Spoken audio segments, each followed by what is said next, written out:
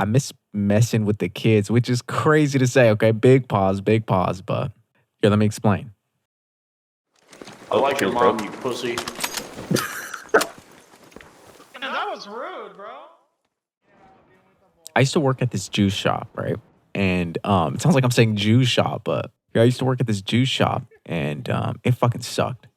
But I honestly miss it so much. You know, you could also serve yogurt and shit. You've probably heard of it. It's called and this shit fucking sucked. It sucks so much. I hated every second of it. I hated punching in. I hated clocking out. I hated it all, bro.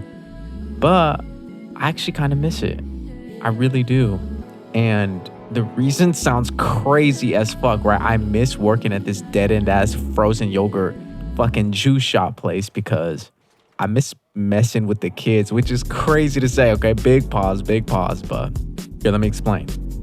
At this juice shop, right? Obviously, they serve juice, and a lot of like people who typically have money come in, right? It's never someone who, you know, has raggedy ass fucking clothing. Like, it's always someone who, you know, it's like some rich person ordering some bullshit, right? The juice that they got there is like fucking like, it's like blended carrots and kale and lettuce. It honestly tastes like ass. Some of the stuff is good, but like rarely, right? Like most of it's ass. It's like health bullshit, right? Health maxing. And like, this is the worst part. Some people would come in and like they started like selling like froyo and like these bowls, like acai bowls. And people would come in and they ask you for these fucking bowls. I hated making those bitch ass bowls, bro. I hated it. I hated every second of those fucking bitch ass bowls. Just super fucking annoying. I know some people might be like, wow, you're complaining about doing your job. Yeah, I am, bro. That job sucked. And so with the froyo specifically, right? You'd have like these weird like fancy places, right? They got the small and the large, but it's never called small and the large. It's called like a fucking, you know, Rio Grande and shit. But anyways, with these two, with the small and the large, right? Regardless of whatever one you got, you could only get 2 toppings like for free. It was like 2 or 3 or something like that. And you see parents would come in, right? And mind you, these are like rich parents who are kind of doing their own thing. So they like never give a fuck, right? They pull up with the kid and they're like barely paying attention to anything. They're usually on the phone or whatever, right? And so they'd get froyo or they'd get some juice and they'd be like, or they'd usually, the adults would usually come for the juice or like acai bowl. And then they'd tell their kid like, here, get some froyo, right? The kid goes up to get froyo. You know, it's like 2 toppings for free, right? I'm like serving up the kid. And usually this is where the parent like steps out and like goes on the phone because they don't give a fuck about paying attention to the kid, right? Now that's like a generalization, but like some of these fools, they're just busy, right? They make money, they're like doing shit. They pull up, right? And, you know, the kid will be like, let me get the chocolate, right? And let me get like some sprinkles and like fucking, you know, marshmallows or whatever, right? And so I'd be serving it up, doing the thing, you know, and obviously they're a kid, right? So I'm like putting a little bit extra because, you know, it's a kid, bro. Like when I was a kid, I would want somebody to hook me up, right? Like I'd be like, right after I fill up their toppings and shit, I'd be like, hey, do you want anything more? And they'd pause, right? Because they know that they only get 2 for free, but they don't really like know it. So they would tell me what they want first, right? Because they're like, oh, fuck it, right? I guess it wasn't 2, maybe it's 3. You know, let's say I put Oreos and sprinkles, right? They'll be like, oh, let me get the marshmallows. And I'd put the marshmallows, like, you ever seen those like sample cups? You like put a bunch of marshmallows in some sample cups. And I'd be like, look, here's the thing, right? I'll give you the marshmallows, but you actually only get 2 free toppings. And the kids would be like, oh, damn, I only get 2 free toppings? And it's like, yeah. And obviously they already see the marshmallows in the sample cup, right? So they're kind of, you know what I mean? Like, they know. They're like, they see the prize, right? It's in front of their face. And I'm just like, look, here's the thing, though. I'll give you this 3rd topping for free, right? But all you got to do, right? And this sounds crazy. This sounds pause, right? It sounds like I'm leading the story and it's somewhere crazy right now. But look, I'm like, all you got to do is you got to beat me in a game of rock, paper, scissors, right? Like best 2 out of 3. I'd explain them the rules. And I'd be like, look, if you beat me, I'll give you the toppings for free. Right? Because I didn't give a fuck about this job, okay? I fucking hate this shit. Like, whatever. I don't give a fuck. If they fire me eventually, whatever. They're like always watching through the cameras and shit. So whatever. And the kids, obviously, you know, you see, this is why they have like gambling laws for kids, right? The kids are like, oh, okay, fuck it. Like, what's the risk? You know, let me fucking do it. And it's like, yeah. And so we'd play rock, paper, scissors, right? And obviously, you know, they're a fucking child. I got a fully functioning brain. So I'm winning the majority of these shits, right? I'm winning the majority of them. And so I beat them at rock, paper, scissors, right? And every single time I'd beat them, you could just see the look of disappointment on their face. They're just like, oh, damn, like, you know, especially because the marshmallows are like right there in the sample cup, like right next to them, you know? And so there'd always be like a moment of hesitation every time they lost. They'd always look up at me and pause for a second, right? Because they're a kid. So I'm assuming that they're used to having an adult being like, well, you know, you don't have to really face the consequences of your own actions. Like, it's cool, you know, here's the shit for free. And, you know, they'd look for that leniency in me. There'd always be that pause, you know, and I'd always look at them. I'd kind of sit in the pause and I'd be like, look, yeah, that'll be $7.95. And then I would just fucking put the marshmallows back in the little fucking tin. And you could just see the just disappointment in their face, right? They would just be so bummed, like, no. And that shit was hilarious to me because it's just fun. It's just fun, right? It's like, this job fucking sucked. But that was just like some highlight in my day that I thought was funny. And don't get me wrong, right? Maybe I sound like a fucking asshole, but sometimes I would give them the toppings for free, right? Like sometimes I would be like, you know what, little Timmy, I'm feeling generous today. Here's some free marshmallows, you know, just cause. And mind you, this if I'm giving it out every fucking time, like they're watching me through the cameras and shit. Like I'm about to get fired, okay? So I can't just be doing that.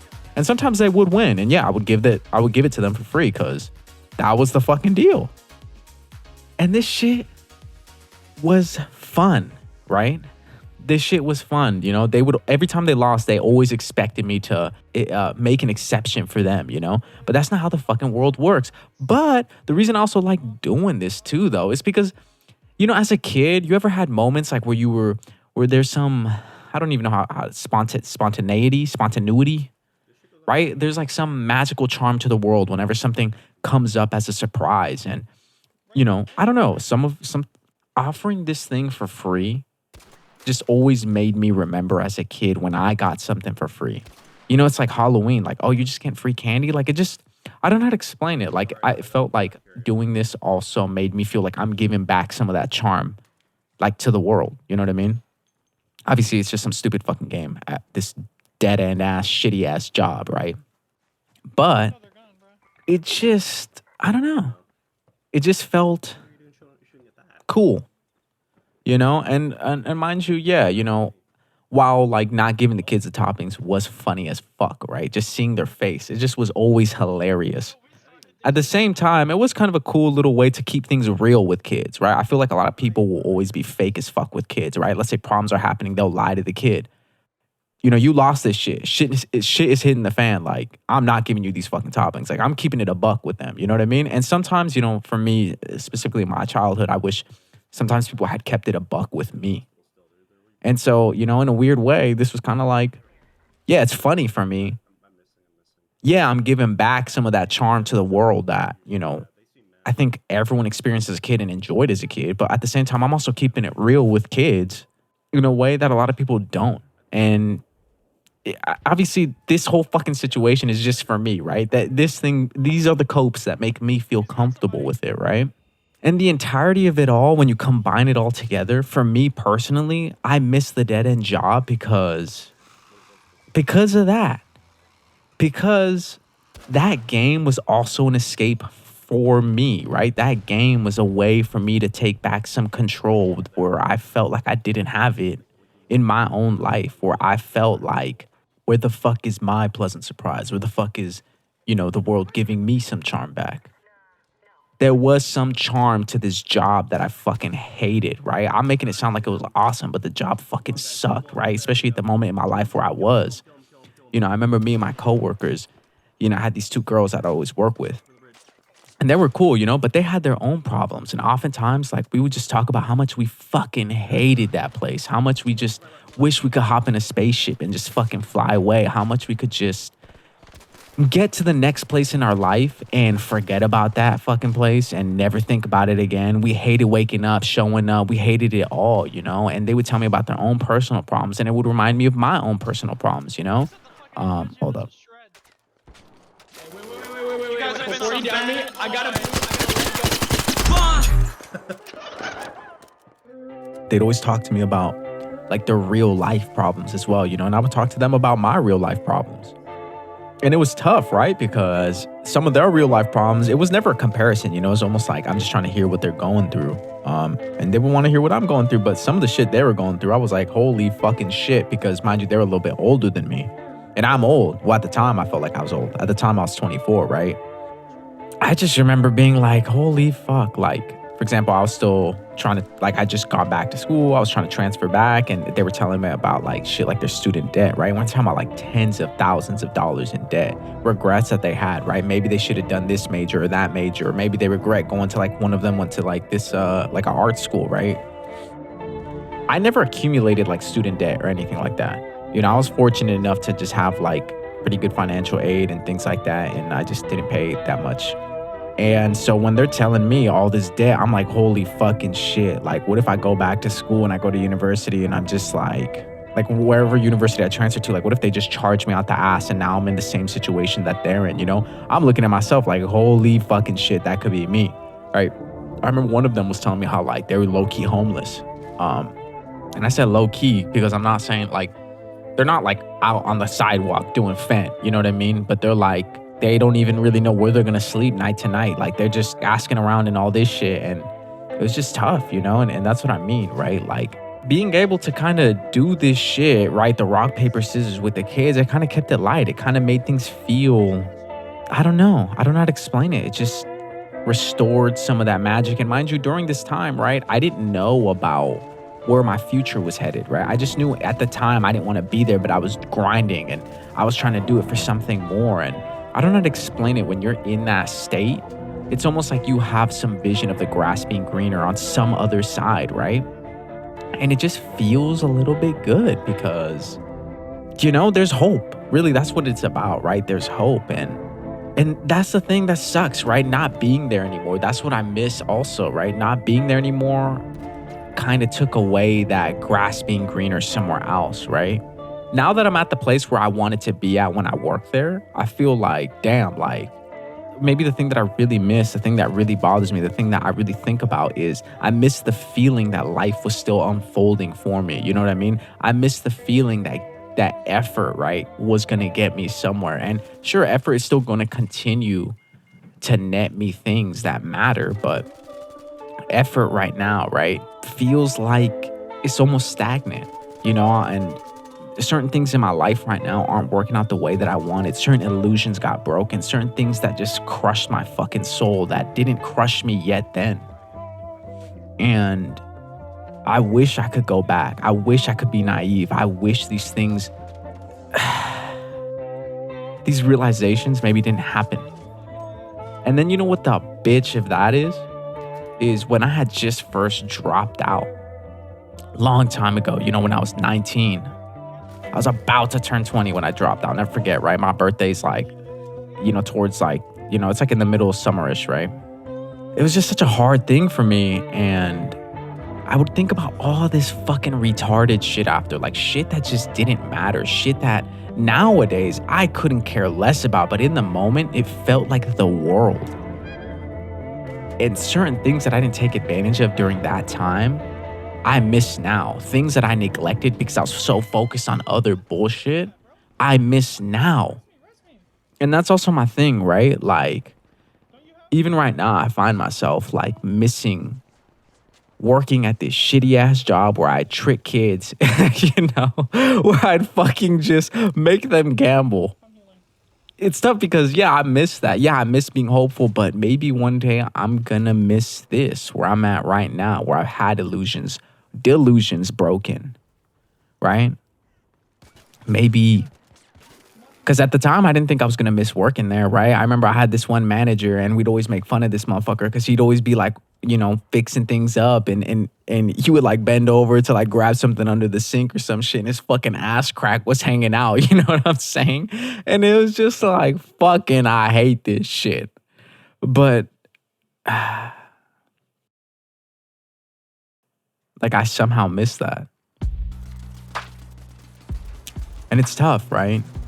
Even where I'm at now, maybe I'll miss where I'm at now. Maybe I'll miss fucking having my worldview shattered, right? Having certain personal relationships not work out the way I wanted them to work out.